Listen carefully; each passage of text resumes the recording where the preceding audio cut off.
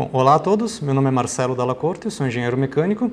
Eu estou aqui numa parceria com a Vaportec para passar para vocês o curso de termodinâmica básica. Bom, o objetivo desse curso então é fornecer ou esclarecer alguns conceitos básicos de termodinâmica que a gente encontra em todos os equipamentos ou todos os processos que a gente encontra na indústria. Então, o significado literal da palavra termodinâmica, então termo significa calor e dinâmica movimento. Então, basicamente, o significado seria calor em movimento. A origem desse termo ela está relacionada então com as máquinas térmicas, que foi da onde que surgiu o estudo da termodinâmica, a ciência da termodinâmica. Uma definição um pouco mais exata, mais precisa de termodinâmica, a gente poderia dizer de modo geral que é a ciência da energia. Então, a termodinâmica é a ciência que estuda as relações entre calor, trabalho, temperatura e energia. Bom, energia, uma tentativa de definição de energia, então a capacidade de causar alterações. Na minha opinião, uma das principais dificuldades nessa área de termodinâmica são justamente com a definição de alguns conceitos básicos. E o principal deles é energia, que é o conceito principal aqui da termodinâmica. Pegando um exemplo de outras áreas, por exemplo, quando a gente pensa em algum outro processo, por exemplo, imagine uma viga engastada sendo deformada. A gente consegue criar uma imagem mental, a gente consegue visualizar esse processo. Então, a gente consegue visualizar a viga com uma determinada seção transversal, engastada, fixada aqui numa ponta, na outra ponta uma carga sendo aplicada e fazendo ela deformar. Então, a gente consegue criar essa imagem mental e a gente consegue visualizar o processo. Então, a carga deformando a viga, a parte de cima sendo tracionada, a parte de baixo comprimida. Então, isso facilita para a gente conseguir visualizar o processo ou uma situação, facilita para que a gente consiga entender ela. Apesar de que na prática, por exemplo, a parte do equacionamento dessa parte de resistência dos materiais seja até bem mais complicado do que na termodinâmica. E já na termodinâmica é um pouco mais difícil, porque quando a gente fala em energia, a gente não tem uma definição exata do que seja energia. Os livros dão uma tentativa de definição, a tentativa, digamos, a definição que mais chega próximo, digamos, do que seria energia, seria a capacidade de causar alterações, né? Mas ainda não é uma definição exata do que é energia. Na verdade, é mais uma descrição dos efeitos que a energia provoca, né? Então, pegando um exemplo, por exemplo, se eu pegar uma xícara de café quente e colocar ela aqui em cima da mesa, a gente sabe que depois de um certo tempo ela vai esfriar. E a gente diz que esse café, por exemplo, perdeu calor ao longo desse processo, ao longo desse tempo. Só que se a gente ficar observando essa xícara, a gente não vai ver nada saindo dela, embora a gente intuitivamente a gente diga que ela perdeu calor, que saiu calor dessa xícara para fazer com que ela baixe a temperatura dela. Mas a gente não consegue ver nada saindo dela. E quando a gente tenta visualizar, imaginar esse processo, também a gente não consegue ter uma imagem desse calor saindo do café para que ele baixe a temperatura. Então, esse, na minha opinião, uma das principais dificuldades, um dos principais problemas aqui na área da termodinâmica é que a gente lida com um tipo de coisa que ela não tem a mesma concretude, a mesma substância que as coisas em geral que a gente está acostumado a lidar no nosso dia a dia, né? Então, ela exige um certo grau de abstração para que a gente consiga entender o processo, entender o fenômeno. E, de certa forma, visualizar essas coisas que a gente não consegue ver elas no processo real, né? Bom, mais adiante a gente vai ter uma aula mais específica sobre propriedades, pressão, temperatura, mas já adiantando, então, as três propriedades fundamentais da termodinâmica são a pressão, temperatura e volume.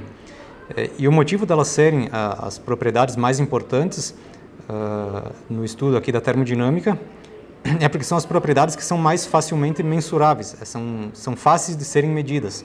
Bom, como a gente falou anteriormente, então a termodinâmica é a ciência que estuda a energia, mas a gente assim como a gente não consegue ter uma definição exata do que seja energia, a gente também não consegue, a energia não é um tipo de coisa que a gente consiga medir ela de forma direta.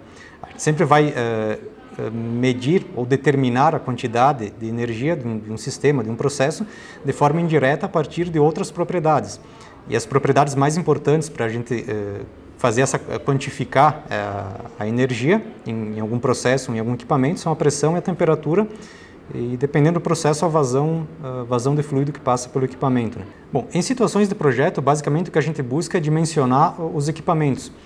Dimensionar o tamanho de uma bomba, o tamanho de um trocador de calor, de um compressor. E para que a gente consiga dimensionar o equipamento corretamente, basicamente o que a gente precisa saber é a quantidade de energia, por exemplo, a potência de uma bomba ou de um compressor, a taxa de calor, a capacidade de troca térmica de um trocador de calor. E para a gente conseguir dimensionar um equipamento, basicamente o que a gente precisa é medir ou saber as propriedades, principalmente pressão e temperatura, por exemplo, na entrada e saída do equipamento, né?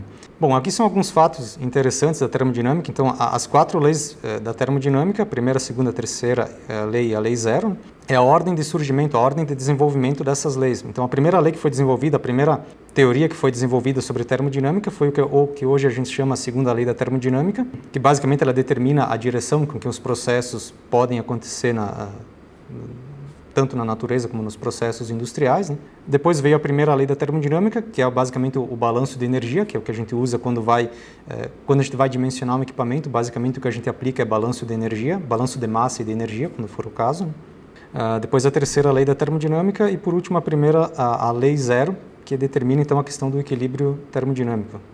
Bom, aqui a gente vai ver alguns exemplos de aplicação da termodinâmica. O primeiro deles aqui é um exemplo de uma usina termoelétrica. Isso está relacionado diretamente com o desenvolvimento histórico da termodinâmica. Então, a termodinâmica, basicamente, ela surgiu para estudar as máquinas térmicas, né? Bom, uma máquina térmica, basicamente, ele é um dispositivo ou um equipamento que ele consegue converter uma parte da energia que ele recebe na forma de calor em trabalho mecânico, e depois esse trabalho mecânico pode ser utilizado ali para acionar algum equipamento ou acionar um gerador elétrico, né? E o restante da energia que ele recebe na forma de calor e ele não consegue converter em trabalho, ele vai rejeitar para uma outra fonte, né? O segundo exemplo aqui, então, é um exemplo de um sistema de refrigeração. Basicamente, um sistema de refrigeração é uma máquina térmica funcionando ao contrário. Então, a máquina térmica ela recebe energia na forma de calor de uma fonte a alta temperatura, converte uma parte desse calor em trabalho e rejeita o restante para uma fonte a baixa temperatura. Já o sistema de refrigeração faz o contrário, ele recebe energia mecânica de alguma fonte externa e ele pega calor de um ambiente que está numa temperatura mais baixa e transporta esse calor para um ambiente com uma temperatura mais alta. Bom, a gente pode fazer uma analogia de máquinas térmicas e sistemas de refrigeração com, por exemplo, turbinas hidráulicas e sistemas de bombeamento, bombas hidráulicas, por exemplo. Então, da mesma forma como imagine uma hidrelétrica, por exemplo. Na hidrelétrica, a gente tem a água num determinado nível, a queda dessa água passa por uma turbina hidráulica, e essa turbina, então, ela transforma uma parte dessa energia da água em energia mecânica, que aciona um gerador, e o restante da energia sai com a água e segue pelo curso do rio, né? Bom, e assim como a direção espontânea com que a água flui é sempre do nível mais alto para o nível mais baixo, o calor, ele também sempre flui. A gente pode dizer que ele flui espontaneamente do nível de temperatura mais alta para o nível de temperatura mais baixo. A própria segunda lei da termodinâmica, ou o início da termodinâmica, foi desenvolvido fazendo essa analogia entre o que na época eles chamavam de calórico, né, que fluía ou caía de um nível de temperatura mais alto para um nível de temperatura mais baixo, fazendo essa analogia com a queda da água. Então, a água que cai de um nível mais alto para um nível mais baixo, e no meio dessa queda você coloca uma roda d'água ou uma turbina hidráulica e você extrai uma quantidade de energia na forma de trabalho mecânico. Só que a gente sabe que a água não volta, a água que caiu para o nível mais baixo, ela não volta espontaneamente para o nível mais alto.